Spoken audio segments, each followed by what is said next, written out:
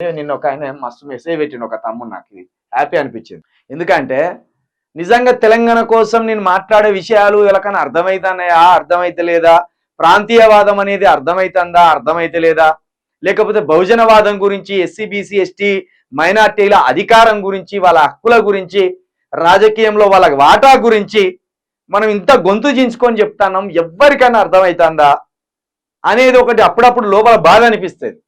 లేదా ప్రాంతం గురించి, ప్రాంతీయ వాటా గురించి, ప్రాంతానికి సంబంధించి ప్రాంతీయ నాయకులు లీడర్లుగా ఉంటే జరిగే లాభాల గురించి, జాతీయ స్థాయి పార్టీలు ప్రాంతీయ పార్టీలను చంపి ప్రాంతం హక్కులను ఏ విధంగా కాలరాస్తున్నాయి అనేది మనం చెప్పే విషయాలను బట్టి ఈ నిజంగా ఎవరికైనా యువకులు అర్థం చేసుకుంటున్నా, వీటి మీద ఆలోచిస్తున్నా అనేది ఎప్పుడు కొంత ఒక మదన పడతాం చెప్పేటోళ్ళం.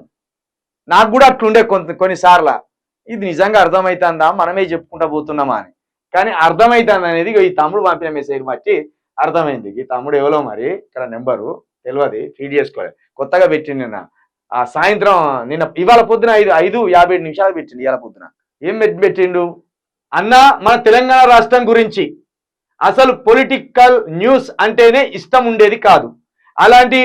అలాంటిది ఒకసారి మీ న్యూస్ చూసిన తర్వాతనే మన రాష్ట్రం ఏమిటి, మన తెలంగాణ రాష్ట్రం ఏమిటి, మన రాష్ట్రం గొప్పదనం, విలువలు, మన తెలంగాణ కోసం చేసిన పోరాటం ఏమిటి, చాలా విషయాలు, మరియు దేశంలో జరిగే కేంద్ర రాజకీయాలు, కేంద్ర పార్టీల, ప్రాంతీయ పార్టీల వాటి గురించి విలువలు, ప్రాంతీయ పార్టీల ప్రాముఖ్యత, ప్రాంతీయ పార్టీల దేశ రాజకీయాలను తారుమారు చేయగలరని ఇలా చాలా విషయాలు తెలుసుకుంటున్నా. మన తెలంగాణ ప్రజలకి అర్థమయ్యేలా వివరిస్తున్నారు. మన తెలంగాణ రాష్ట్ర భవిష్యత్ కోసం యువతకి మీ గొంతు చాలా అవసరం. మీ పోరాటంకి హ్యాట్స్ ఆఫ్ అన్న. మీకు పార్టీతో సంబంధం లేదు, కానీ కేంద్ర పార్టీ పరిపాలన, ప్రాంతీయ పార్టీల పరిపాలన ఏమిటి అనేది చక్కగా వివరిస్తున్నారు. ప్రజలకు చాలా మందికి అవగాహన లేక రాజకీయాలలో ఓడిపోతున్నారు. కానీ థ్యాంక్స్ అన్న, జై తెలంగాణ, జై హింద్ అని పెట్టింది. నాకు చాలా ఆనందం వేసింది. నేను చాలా ప్రతిరోజు ప్రాంతీయ పార్టీ ఉండాలి, ప్రాంతీయ పార్టీ ఉండాలి, మీరు కేసీఆర్ చూసి మోసపోకుర్రి, కేసీఆర్ పొరపాటు చేసిందని విద్వేషం పెంచుకోకండి, కేసీఆర్ అవినీతి చేసిందని విద్వేషం పెంచుకోకండి, కేసీఆర్ ఒక్కడే అవినీతి పరుడు కాదు, రేవంత్ రెడ్డి అవినీతి పరుడే, కిషన్ రెడ్డి అవినీతి పరుడే, మొత్తం రాష్ట్రంలో ఏ రాజకీయ పార్టీ ఉంటే ఆ రాజకీయ పార్టీలో ఉన్నోడు ప్రతి ఒక్కరు అవినీతి పరుడే. ఎందుకంటే వాళ్ళు రాజకీయంలోకి వచ్చినప్పుడు వాళ్ళ ఆస్తులు ఎంత, ఇప్పుడు వాళ్ళ ఆస్తులు ఎంత, అవి లెక్కేసుకుంటే అయిపోయాయి. కానీ కేసీఆర్ నొక్కని దోషిగా చూపెడుతూ రాష్ట్రాన్ని కొల్లగొట్టే పని చేస్తాను. నిన్న గనులు ఉన్నాయి కదా, గనులు అనేది కేంద్రం కిందికి వస్తాయి. గనులు, రైల్వే శాఖ ఇలాంటి కేంద్ర ప్రభుత్వాల కిందికే వస్తాయి. కానీ గనులలో మన వాటా ఉంటుంది. కేంద్ర ప్రభుత్వాలు గనులను తవ్వుకబోయేటప్పుడు పర్సంటేజ్ రూపంలో ఉంటుంది, అది దక్కాలి కదా మరి మనకు. అట్లా కాబట్టి రాష్ట్రానికి సంబంధించి రాష్ట్రీయ పార్టీలు ఉన్నప్పుడు, ఈ ప్రాంతీయ పార్టీలకు సంబంధించిన లీడర్లు బలంగా ఉన్నప్పుడు, కేంద్ర పార్టీలకు సంబంధించి జాతీయ స్థాయి పార్టీలకు సంబంధించిన నాయకుల తప్పులు ఉడుకాయి. ఉదాహరణకు మన ఇంటి పెద్ద బలంగా ఉన్నప్పుడు పక్కించోడు వచ్చి లొల్లిపెట్టినప్పుడు 4 జర్వం గిదిగా అట్లనే. అదే పక్కించోడే బలవంతుడైతే, మన ఇంట్లో తెలివి తక్కువ అయితే, మనమే బలవంతులమైతే తాపకింత మన ఇంట్లో ఉన్నది ఎత్తుకపోతాడు వాడు. గెట్టు పంచాయతీలు అంటారు కదా ఇంట్ల కాడ, గింతంత గజం జారబోతేనే ఉరుకుతాం మనం. నీ కాంపౌండ్ నా ఇంట్లోకి వచ్చింది రా, నా ఇటేట్ జరిపి కడతాను, నువ్వు నా జాగ్రత్త కడతాను, నీ కాంపౌండ్ అని వెళ్ళి పెడతాను. అటువంటిది ఒక రాష్ట్రాన్ని ఆగం చేయాలని చూస్తాను. ఇటు కాంగ్రెస్ పార్టీ కావచ్చు, అటు బీజేపీ పార్టీ కావచ్చు. దానికోసం మనకి ఎంత పౌరుషం ఉండాలి, దానికోసం మనం ఎంత తెగించి కొట్లాడాలి. మనకు రావాల్సిన వాటా కోసం కావచ్చు, మనకు రావాల్సిన నిధుల కోసం కావచ్చు, మన హక్కుల కోసం కావచ్చు, మన ప్రాంతీయానికి ఉన్న సంస్కృతి సాంప్రదాయాలకు కావచ్చు, వాటిని కాపాడుకోవాలంటే మనం ఎంత కష్టపడాలి, ఎంత అప్రమత్తంగా ఉండాలి, ఎంత ఫైట్ చేయాలి జాతీయ స్థాయి పార్టీలతోటి.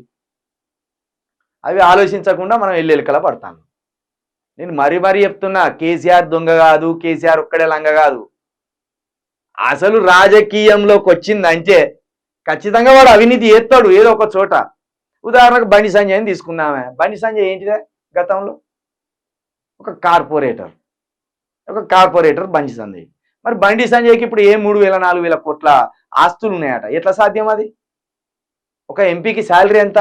మరి ఎంపీ శాలరీ మీద బతుకుతేగా 1000 కోట్లు 700 కోట్లు 2000 కోట్లు బండి సంజయ్కి ఎట్లా వస్తాయి?